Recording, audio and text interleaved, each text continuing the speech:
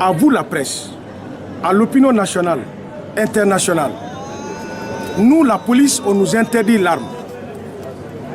On ne vient seulement dans le dispositif de maintien d'ordre qu'avec les matériels conventionnels. Jusqu'à preuve de contraire, c'est ce que nous faisons. Vous êtes des journalistes ici, le monde aujourd'hui est moderne. Dans toutes les écoles de maintien d'ordre, dans tous les dispositifs de maintien d'ordre, il y a toujours un porteur de fusil qu'on appelle agent de protection. Mais nous, ici en Guinée, cet agent n'existe pas. Cet agent existe dans le dispositif. Pourquoi? En cas d'attaque, comme le cas d'hier, cet agent est porteur de PMAK ou fusil à lunettes. En tout cas, c'est un sniper qui est prêt à défendre le dispositif. Mais nous, actuellement, quand on est attaqué, on est obligé de prendre la fuite ou se mettre à l'abri. On n'a aucun moyen de se protéger.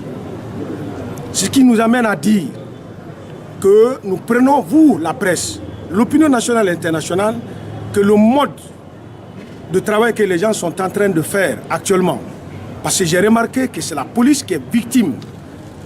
Les gens là pensent qu'ils peuvent décourager la police nationale. Je passe par vous, la presse, les structures de médias qui sont là pour dire à ces bandits-là ou à ces... Parce que moi je ne mettrai pas, un bandit ne va pas venir s'attaquer aux policiers en pleine rue. Ces gens qui sont derrière ça, en pensant qu'ils peuvent permettre à la police de reculer, au contraire, ils verront ces jours-ci un dispositif costaud qui ira à l'encontre de ces gens-là.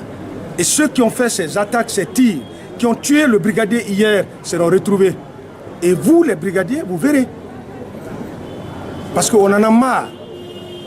Je n'ai vu nulle part, personne ne fait de battage médiatique sur tout ce qui nous arrive à l'instant. Le simple fait qu'on a pris une personne la fois passée en bouclier pour se protéger, c'est tout le monde entier. Même France Inter m'a appelé. Ça fait comme ça des policiers qui sont couchés à l'hôpital, ils ont des balles dans le corps un peu partout, personne n'en parle. Donc, c'est pour vous dire que nous sommes victimes. Et ces gens, ils roulent sur les motos.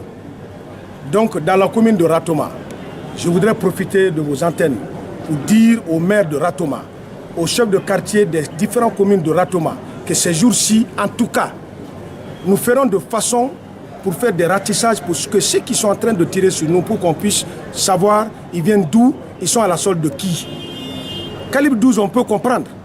Mais PMAK, avec autant d'impact que je viens de voir sur le véhicule, mais même avec le robot, comment on appelle, avec le gilet pare-balles, on ne peut pas résister à ça. Donc, on voudrait en même temps profiter de votre présence pour que vous aussi vous sensibilisez, pour que les gens se comprennent. Ce n'est pas dans le cadre du maintien d'ordre ça. Et même la nuit, quand des gens se barricadent, nous venons avec des simples grenades.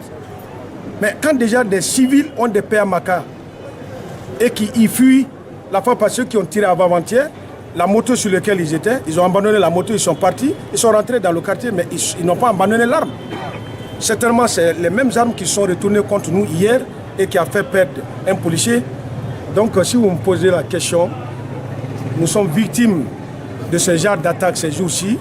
Ce n'est plus les cailloux, c'est les fusils de chasse, c'est les armes de guerre type PMAK. Donc, à vous de revenir, nous rendrons compte de tout cela à nos chefs.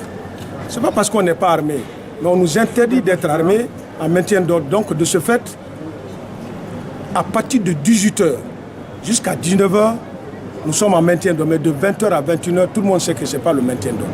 Et ceux qui sortent, qui tirent, vous savez qui ils sont. Mais je me demande pourquoi la cible actuellement est la police. Mais nous ferons tout, puisque la ville appartient aux policiers. Nous sommes la première force. Nous vous promettons que ces gens-là, nous aussi, on va les mettre hors d'état de nuit. Sous-directeur général, quand vous dites qu'il y a Il dit encore de la même CMS, encore 5. C'est dans le même coin ils avaient tué. Voilà un deuxième policier qui est tué au même coin.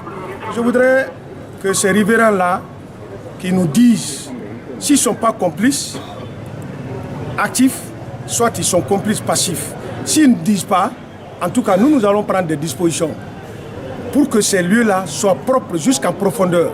Sur ce, je voudrais profiter, ceux qui ont peur de déclarer publiquement, les gens qui viennent faire des actes comme ça, ils peuvent nous écrire par des moyens de SMS ou par des moyens d'écrire sous forme d'enveloppe plus fermée pour que nous puissions vraiment régler l'affaire de Ouanidara. Parce que Ouanidara, je ne sais pas ce qui se passe. On ne fait que assassiner les policiers devant des populations et ça se dit rien. Les gens sont tentés ce matin à se regrouper pour dire que la police est venue. Non. Il faudrait qu'ils comprennent, nous sommes là pour eux, pour assurer leur sécurité et leur bien. Mais avant tout, la sécurité, il faudrait que les agents soient sécurisés pour leur permettre de sécuriser les populations et leurs biens. Donc, j'en appelle à la population de nous venir en secours en nous permettant de dénicher ces bandits-là dans leur quartier, aux profondeurs même des quartiers, pour que ça puisse cesser. Parce que ceux qui font face aux policiers, celui qui n'a pas laissé un policier, ça veut dire qu'un civil qui va trouver de l'argent ou des biens, il ne va pas le laisser.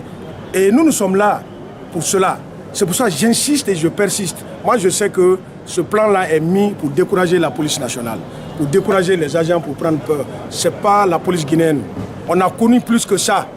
Nous avons vu janvier, février, nous avons vu autant de choses ici. Nous, on ne reculera pas. Au contraire, nous allons changer de stratégie et vous verrez ces jours-ci, ces gens-là vont comparaître devant vous, ils vont s'expliquer pourquoi ils ont fait ça et qui les a amenés. C'est tout ce que je peux vous dire.